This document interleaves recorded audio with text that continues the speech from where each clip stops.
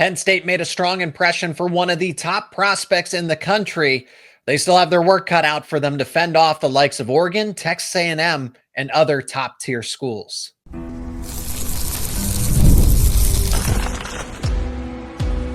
You are Locked On Nittany Lions, your daily podcast on the Penn State Nittany Lions. Part of the Locked On Podcast Network, your team every day. You are locked on to Penn State football, and as always, thank you so much for making Locked On Nittany Lions your first listen and watch every single day, the number one podcast devoted to Penn State sports. My name is Zach Seyko, and I am your host of the show. That is Brian Smith, the recruiting expert, analyst, also transfer portal expert for the Locked On Podcast Network. Today's episode is brought to you by Amazon Fire TV Stick 4K. Turn any TV into your Xbox, no console needed. Head over to amazon.com/Fire TV Locked On to learn more. Friendly reminder, let us know your thoughts down in the comment section. Be a part of this conversation. So Brian, we're going to start with Brandon Arrington and what it's going to take for Penn State to land one of the best prospects in the entire nation for the class of 2026, but also respond to your response about some of these preseason, post-spring camp, early top 25 teams. You didn't have Penn State as the number one team, so we'll get into that later into the show. Arrington had a great official visit with Penn State. I think Penn State helped out its chances, but Oregon, Texas A&M, USC all get to follow this up, but in June. So Penn State has a 4-week buffer where they get to help themselves out with this official visit that was at the beginning of May. So Brian, what is it going to take for Penn State to land Arrington? I think there are a lot of factors. Number one, if you're going to go cross country from San Diego to Happy Valley, the relationship not only with your position coach, but the head coach and coordinator has got to be a little different. They can't be even with the other schools. Like USC's got the easiest pitch because they're just over 2 hours from it. However, kid may want to leave California too. So there's a lot of ways to look at that. I still think it's the relationship rule. I talk about it all the time on Locked On Nittany Lions. Not going to change that today. If he has a great relationship with Franklin, should start there, and I assume he does, or else he wouldn't even taken the OV because he could have went to any school for OVs. Then probably there's a scenario where he has a chance to end up there. Penn State's recruited totally different over the last 5 years compared to what they do traditionally. They were probably the most regional national power in recruiting pretty much the entire time Joe Pa was the head coach. Like, they didn't venture out very much. Maybe one kid from Georgia or North Carolina. They didn't mess with Texas and Florida and California, but they still had top 10 teams most years. This is a different approach. And I love it because now they're just cherry picking guys like Arrington. So if you're going to build a relationship, why not a guy that I struggled as I watched his film again today, trying to figure out which position I'd want to play him at. I could see him in about 4 spots. And I don't even care which one you pick. I really don't. We're in agreement there because I think Penn State could use him more at wide receiver just because you need all the help that you can get. They're not having defensive back issues. You don't need to reinvent, but the wide receiver room still kind of needs to break away from what has been more or less a bad precedent that has been set over the past 3-4 years, give or take. So Arrington, you can't go wrong with him at wide receiver. He would be, regardless though, Arrington would be the headline prospect of this class of 2026 at Penn State for a variety of reasons. A, because you get a prospect that's all the way across the country, that you're able to defeat the likes of Oregon, USC, as you mentioned, since they are in his backyard. Texas A&M has been the prohibitive favorite. When I've talked to other people that are following this recruitment, they say it's probably going to be Texas Tech. If Oregon's not out of it, and neither is USC, but neither is Penn State. So that's why it's important to get, other feedback to say, okay, how can they get this one across the finish line? They don't need defensive backs. And it seems like Arrington is at least trending to be a cornerback at the next level. When you watch his highlights, the first thing that pops up is him making plays as a wide receiver. So I think that's part of it too, Brian, is can Penn State pitch to him that he could be a two-way athlete similar? It's the Travis Hunter effect, that he could play both defensive back and both wide receiver. I'm sure they could pitch it to him. I don't know if he would be receptive or not. And I don't know which spot Brandon prefers. Being a Cali kid, I haven't seen him or met him. But at the same time, I don't know too many kids that don't like playing more as opposed to playing less. So maybe that's something that James has talked to him about, or maybe one of the coordinators. Which spot do you think Penn State prefers him at right now? Or have they even denoted it? I would say cornerback. I think if what they're recruiting him as primarily, maybe they've had that discussion. I imagine that there have been, something just, hey, just whatever they can do to get him committed and then figure it out from there. But if I had to say, just based on, social media posts and other, there's no direct blueprint of how Penn State is planning to recruit him out there to open to the public. But based on the way that he's been recruited, I would say cornerback. I like him as much or not more at receiver, but your point, as you already made, hey, they need more help at receiver stands out. But whatever spot he plays, his heart's got to be in it. I want people to understand this is not a robot. If you're not bought in, you're not going to get it done. So whatever spot he believes he's going to play long term, that's where he should probably play. And again, it's kind of 6 one way, half dozen the other, because he's so good at both. I was going back and forth on it as I watched the video. I lean slightly receiver, but it's no big deal. My only other question is, what's his relationship like with the area recruiter or whoever the guys are on Penn State staff? Is it elite? If it's not, then they might want to start looking elsewhere, even if, you're going to recruit the kid. But it's going to be hard to get in because the competition is stiff. But again, I like it that they're going all in on a guy they think can be a great player. They're not going to go to California to recruit average guys. They're going to be elite players. So I really like Franklin's picture. It's not like this is completely out of the ordinary, I guess, at least when you compare it to the 80s, 90s, 2000s, and even when James Franklin started, there was still, and it's still dominate the state. But they went and got Darius Dixon. We talked about him at length when he made his commitment to Penn State, modern day, top tier cornerback, and one of Penn State's best overall prospect in the class of 2025. So Arrington's in that similar situation here. They've gone to California. They've gotten multiple commitments. Troy Hune, quarterback in the class of 2026. So there is that Cali-Penn State connection. I'm trying to find the things that help Penn State's case to actually legitimately land Arrington. I am not trying to say that they are the favorite. I am not trying to say that this is something that is likely, because again, his top 6 aren't just other fringe schools. It is Oregon, it is USC, it is Texas A&M, it's Alabama, it's Georgia. So there's the allure of SEC football too, or some of the biggest powerhouses that have joined the Big Ten from the Pac-12. Brian, let's finish with this and then talk about, why you don't have Penn State as a number 1 post-spring camp, but it's not, there's a debate around it. Arrington has this month buffer that I mentioned until his next official visit, which kicks off with Texas A&M in the first week of June. Does this help Penn State?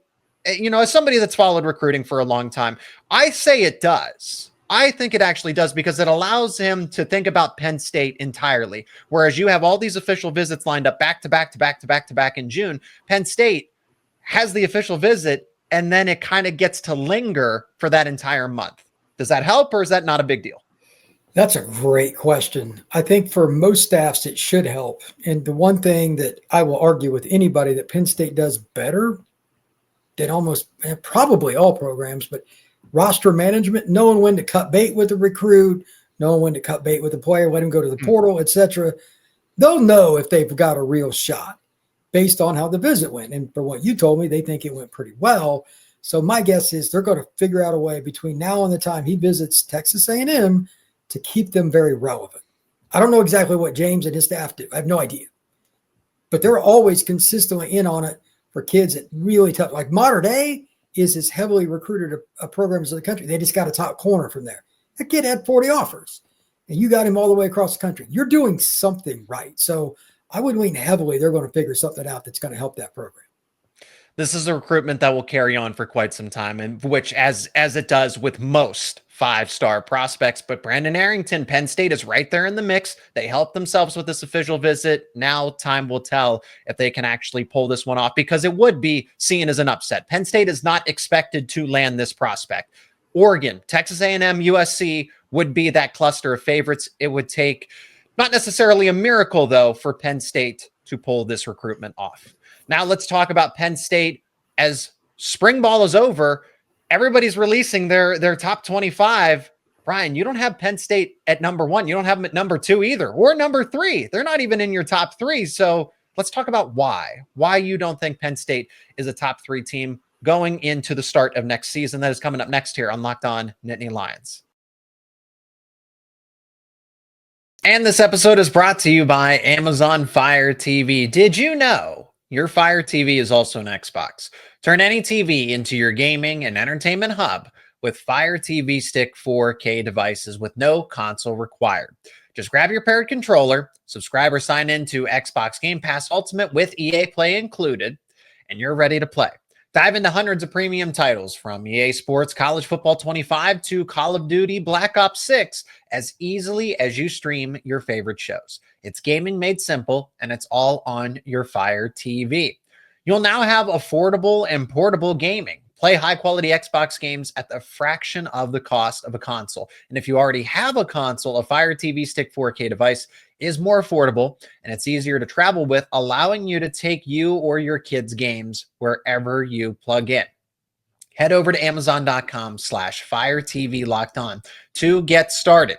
Xbox Game Pass Ultimate subscription and compatible controller are required. Available on select devices, including the Fire TV Stick 4K 2nd Gen, Fire TV Stick 4K Max 1st and 2nd Gen, and Fire TV Cube 3rd Gen. Penn State certainly has the argument to be the number one team. If, I'm the Penn State podcast host, I think they're either one or two. I think they're interchangeable with Texas at this present moment. You could make the case to me to say that Texas is number one and Penn State's number two, or vice versa. I'm going to make the pitch that Penn State should be number one over Texas at number two. But either way, I think it's a 1A or 1B situation based on where we stand right now after spring camp. Brian, you, on the other hand, said that Penn State is not in the top three. They're actually number four. So it's not a matter of disrespect, but you don't know that you can trust this team. Why? The number one reason is the same reason a lot of Penn State fans throw things at their TVs. James Franklin is not good in big games. Oh, I've never heard that one before. No, I have. I've got a buddy who gets really mad when his team loses, but that's another story. The point is still the same. He's not good in big games. The record is awful. I think he does pretty much everything else about as elite as it gets, but they let teams off the hook in close games, and they have for years. He's got to prove it to me first. That's the number one reason by a mile. The second one is something, it's ironic that you had Texas as I've got Texas one for whatever it's worth. You know how many defensive tackles Texas got out of the transfer portal, Zach? Did they get 5 or 6? Yeah. They don't care how much it costs. Their depth at defensive tackle, a marquee position, is far better than Penn State. That's the other reason I've got on my head. As far as those two, I think Penn State's D-tackle board could cost them at some point. It's not that they don't have good players. They don't have a lot of them. And that's a spot when you don't have good depth, it can go sideways. So offensively, I think they'll be very much improved. Good additions at receiver. They did it, of course. Most important thing did was retention. I talked about roster management.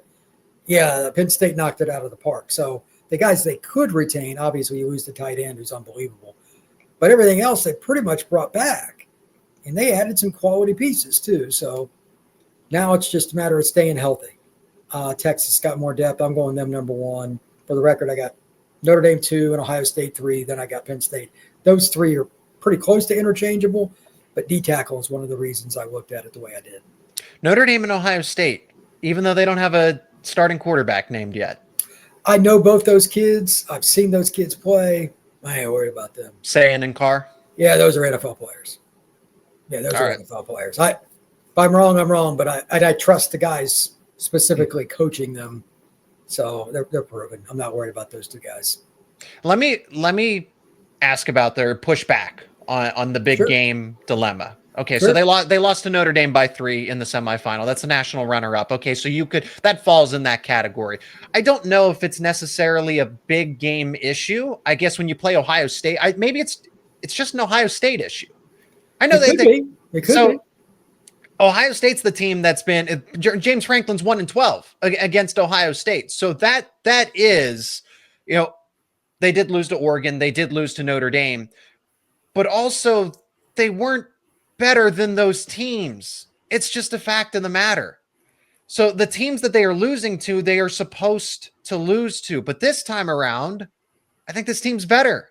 I've already made my case of why Penn State's better than Ohio State going into next season. I've debated it with Spencer McLaughlin over at Locked On College Football, Locked On Ducks, that and he agrees with me, actually, that Oregon probably doesn't have as good of a chance as they should going into that game against Penn State. That this team wins the games that it's supposed to, and it wasn't supposed to defeat a national champion in Ohio State. It wasn't supposed to defeat hey, the Michigan, fine. I understand, but that was still a team that did go on to win a national title. They were number one at that point in time.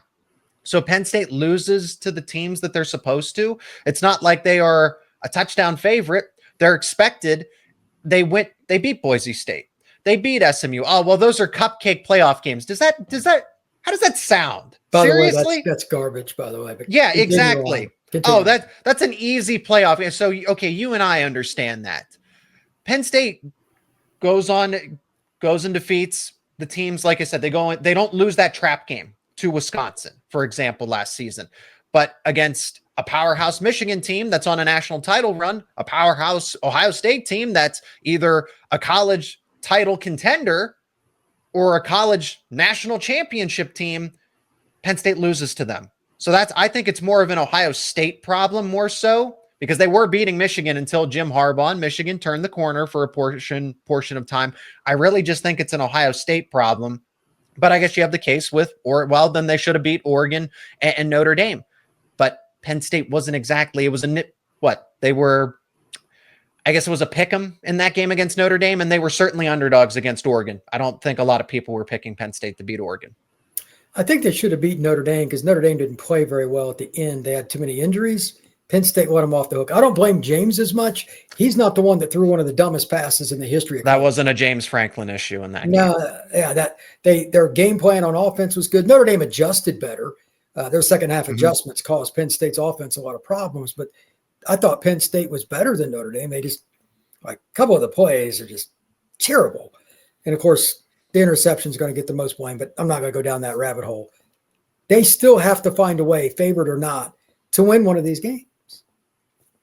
Most people pick Georgia to beat Notre Dame. And I by the way, I picked Notre Dame. I don't like. Yeah, I picked Notre Dame too. A brand new quarterback in the middle of, like, that's not a good situation for Gunnar Stockton. That wasn't fair to him, but whatever. Those are the kind of scenarios, though, you have to find a way to do it. When's that going to happen for Penn State? And by the way, if they don't make it to at least the final game this year, you as a Penn State grad and fan should be livid. That's how I would look at it. And I'm sure you will be. I look forward to that podcast if it happens, because it'll be entertaining.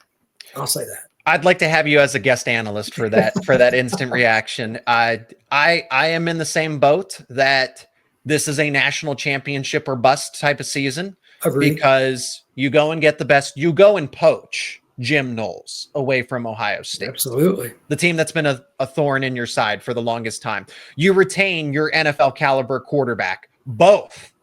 Not one or the other, both of your superstar running backs. When they could have gone off to the NFL, Mel Kiper had them as the 5th and 6th running back prospects, respectively. They came back when they could have been 2nd or 3rd round picks. And then A.J. Harris, Denai Dennis Sutton, Zane Durant, these guys that are just going to emerge as better players. Those are all NFL caliber prospects. You lose all of that after this season. Ohio State's going through this similar thing now where you have a new offense, a new defense, new quarterback. Sure, you have your wide. Jeremiah Smith is going to solve a lot of problems. My point is that Penn State is in the situation that Ohio State had last year, where they just needed a few complementary players, different circumstances with quarterback and Will Howard. But Michigan brought back all of the veteran talent, same OC, same DC. Ohio State, Chip Kelly comes in. He's kind of the answer there, kind of like Jim Knowles is for Penn State. But Andy Kotelnicki returns. He turns down a head coaching job at West Virginia. How long's Andy Kotelnicki going to be around? This very well might be his last season at Penn State. And you get that with Drew Allar, the 2 NFL superstar running backs, NFL caliber college superstar running backs. You go and get those additions in the transfer portal you don't normally get. It is title or bust. I really don't care what anybody says that it's not. Well, there's always next year. There's not always next year. This is the best setup that Franklin has had in a long time. You have 2 NFL running backs in a room for any period of time, usually not for more than a year. They're getting it for a second. With arguably, how many linemen they got coming back, Zach? 3 or 4 O-line starters? I didn't even mention them. 4 out of the 5 offensive line and six players that contributed a season ago. I mean, you could argue that they're the favorite for the Joe Moore Award. They're at least in the conversation. Top 3. Yeah, that's what I would say. I would make them the leader right now. That's a pretty good starting point. And a quarterback who's made obviously some dumb mistakes, but Drew's a pretty smart kid. He's got a cannon. He's a decent athlete. He's going to make enough plays for you to keep you in games, and he's probably not going to have to make a lot. If he doesn't throw 2,500 yards this year, it wouldn't surprise me because I expect him to be on the sidelines a lot of fourth quarters. Not that he can't throw it a lot, but he probably won't have to. The defense will be good. I know they lost Carter. They're not going to replace him. Nobody's going to replace Abdul Carter, but anybody else on defense they lost that's not replaceable? Probably not. I mean, they got good enough recruiting. But the next guy's probably pretty similar. Again, Carter is kind of the different. Like he's a really, really special player. But I still think they'll have a very good pass rush. So all those things I agree with. I still say I need to see a decision by that guy with the headset, and I need to see the defensive tackle depth chart play itself out in favorable ways for Penn State. Well, you already mentioned some of the outside concerns. There are going to be others. It's not just defensive tackle. James Franklin publicly said that they needed a linebacker. They got one. They needed a wide receiver. They got one. But was that enough? We'll talk about it to wrap up the show coming up next here on Locked On Nittany Lions. This episode is brought to you by Monarch Money. Ever check your bank account and wonder, where did all my money go? Between dining out, online shopping, entertainment, it is easy to lose track. Now that's where Monarch Money comes in, your personal CFO, giving you full visibility and control over your finances. Monarch Money isn't just a budgeting app. It is a complete financial command center where you can track all of your accounts, investments, and spending in one place. So you stop just managing your money and you start building wealth. You'll get surprising insights from Monarch Money. When I actually started using Monarch for myself, I realized just how much I was spending on things like groceries or eating out or package deliveries. Now I get to budget smarter and save more. You'll get the all-in-one convenience. Instead of juggling multiple apps, you can use Monarch to check your finances, track your spending, and even plan long-term goals. You'll get easy collaboration. Managing money with your partner is smoother than ever. You can track shared and personal accounts, set goals, and stay on the same page without the stress. Take control of your finances with Monarch Money. Use code LOCKEDONCollege at monarchmoney.com for 50% off your first year. That is monarchmoney.com, code LOCKEDONCollege for half off your first year. So they lose Tyler Warren, Abdul Carter. That's a fair point that those superstar players, but that they don't come back. But superstars constantly emerge in college football. Okay. So Tyler Warren, for example, wasn't a superstar until that season. Abdul Carter, different circumstance. They gave him number 11 right away, and he was a force to be reckoned with for 3 seasons, and then became a top 3 pick in his final season with Penn State. That's going to happen with other players. I see that with Denai Dennis-Sutton at defensive end. He could be a first-round pick. He was a former 5-star recruit. A.J. Harris at cornerback. Zane Durant, maybe I won't say first round, but he could be first-team all-conference, maybe third-team All-American. He could be in the All-America conversation, honorable mention type. And you remember Zane Durant from being, recruiting and following Florida very closely. You still do, but I mean, is it primarily in the past? So this is a team that has elements to replace that superstar production. Drew Allar could be that as a former 5-star quarterback. So it's the breakout year eventually does happen in the case of Tyler Warren, Abdul Carter, other guys years past. You mentioned the defensive tackle depth. Wide receiver is going to be talked about as well, because it's still I'm not going to believe it until I see it type of situation. But I like what they brought in terms of the veteran help. And 2 of those 3 players were there for spring camp. Trevor Payne is going to have to catch up and have a little bit of a learning curve. But Devontae Ross, Kyron Hudson, those are going to be upgrades over Trey Wallace and Amari Evans, respectively. And they didn't have any catches in that game against Notre Dame. Yeah, the receiver room, I think, out of all the question marks, like, I don't care if you knew about Syracuse or did. They had the most explosive offense in the country last year. Yeah. And Pena was right at the top of the board. Like, he was option 1 on a lot of plays. He's just a guy that finds a way to get open. You add him to the other guys they have on offense, and he's going to get single covered all the time. he might lead the nation in first down catches this year. Those little short routes on 3rd and 3s and stuff.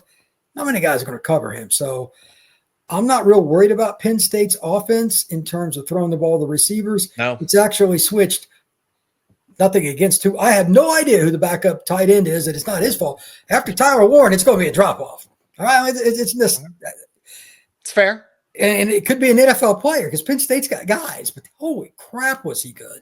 So will Drew adjust? Will he find his niche with Pena over the summer? These are the fun parts of college football. Oh, yeah. And why it makes it so exciting, the best sport on earth, in my opinion, because he may just hit it off with Pena right out the gate. Then again, it may take a while. That stuff is just random. But if they figure out the passing game, Penn State's offense will be dynamic. Yes. Because the running backs, this is not hard to figure out. That is one of the top groups in the country in any way you want to shake it. Catching the football, blocking, power, whatever. You can put them in the conversation for any way you want. They're going to run the ball pretty much over, I would guess, 8 of their 12 opponents. And like those are the games Drew may not play in the fourth quarter that much. So Ohio State and a couple of the Oregon game and Indiana. Indiana, maybe. Like Indiana's, they got a salty defense. They got an all-American linebacker. Okay, you throw it a little more. But I'll still take what they have. I don't think Indiana's going to cover Pena and all those guys. I don't. So Penn State should be 11-1 this year. I think they'll lose because they play at Ohio State. I don't put that on the whole Franklin. That's just a hard place to play. But I think they'll win all their other games and they'll get a top 4 seed. That's what I think. They're at least there with Ohio State. Yeah, there's that is a toss-up in my mind because you can convince me to say, well, it's still Jeremiah Smith, it's still Carnell Tate, it's still Brandon Ennis, Mylan Graham's going to emerge. Like they said, you and I could quarterback in Ohio State's offense and look fairly good. Okay, and then they add Max Clare. That is going to be what that game might have 100 points. Because I think that's how Ohio State's going to have to win, since it's going to be a total complete makeover on defense besides that point. But Penn State can adjust its game plan. They are so balanced. There's not a singular way to defeat them, either offensively or defensively. Okay, you stack the box. Try to sell out for Nicholas Singleton and Katron Allen. Okay, well, Drew Allar is going to be able to get a pocket and throw to, you mentioned, hey, they're going to lose Tyler Warren. So who's that next tight end? Well, it's a former 5-star in Luke Reynolds. There's at least promise that he could break out sooner rather than later. It's a stark drop-off in terms of the timing of it, but it's not because, Penn State's not. Eventually, those guys will break out. Khalil Dinkins has played a lot of college football. He's a high-end tight end that does, I think, have a future in the NFL. Superstar? No, but somebody that could be drafted. He blocks. He makes the tough catches. Luke Reynolds has that 5-star potential. And then they have a bunch of other 4-star recruits that are just they're just hanging out. They're waiting for their opportunity. The depth chart at tight end is outstanding for Penn State. That's why I say they're tight end U. But it's all those things that Andy Kotelnicki has now, not just one weapon in his disposal, because Penn State, even though they were better last season, still fairly 1-2-dimensional. You had the ground game and you had Tyler Warren. You didn't really have anybody else that could take over games after that. Now you have, you sell out for Singleton and Allen. Okay, try stopping Devontae Ross over the top. Try stopping Kyron Hudson, who makes just about any catch. You throw a football his way, he'll catch it. He didn't drop a pass last year at USC. Trevor Pena now on that 3rd and 5, quick slant, boom, over the middle. And then 2 tight ends that are going to be reliable options for Penn State. And in second year of Andy Kotelnicki's system, that's all I'm going to say, is that everybody is acclimated. Drew Allar's acclimated. The running game is acclimated. People are used to it. And that's why it's important to get those players in for winter workouts, spring camp. So that's why I say Trevor Pena will be better later in the season as opposed to the beginning. But I just rattled off a list of players that Penn State didn't have to be solid contributors. It was Singleton, Allen, Warren, and then maybe you got something from Trey Wallace. That's not the case this year. You said it correctly. They're going to be very balanced. If they stay healthy, they've got a chance to be a top 5 offense in college football. And it might not be the way you think of it. It's just that a lot of base plays, GT, inside zone, a few RPOs, quick slant, will just end up hitting better because they have better players. Kirby Smart said it a couple of years ago. He said, we don't win because of coaching. He goes, we can coach, but we get better players than you do. And I was just like, okay, I like the honesty. That's pretty much what Penn State has done too. There's nothing wrong with that. Mhm. I've got better players than you, then it's the KISS method. Keep it simple, stupid. They're not going to make Katron do things that he doesn't do normally. It's okay. He's going to play in the NFL. If you know what's coming, can you still stop it? Yeah. That should be the recipe at a place like Penn State. They have the pieces. They're either, if you doubt them, they're not far behind, because I took Ohio State against Penn State a year ago. I took Oregon against Penn State a year ago. I knew what their limitations were. This time, those limitations, they figured them out, whether it was through the transfer portal or bringing back that veteran experience. He is Brian Smith, transfer portal expert, high school football recruiting expert. So we talked about a variety of topics here, also just a football expert in general. So we were able to hit on a lot of topics today. If you want to keep up with Brian's work, he hosts an exclusive show on Locked On. It's called The Portal, everything high school football, college football, transfer portal related, while talking about all those other topics that surround the sport too. Go check it out. Links to his work will be down in the description. Brian, thanks so much for the time. So recruiting season is very close. Official visit season is almost right there. And with that being said, that means that you and I are going to be talking a lot very, very often going into the summer. So thank you for the time as always, and can't wait to chat again very soon. Thank you, sir. Appreciate it.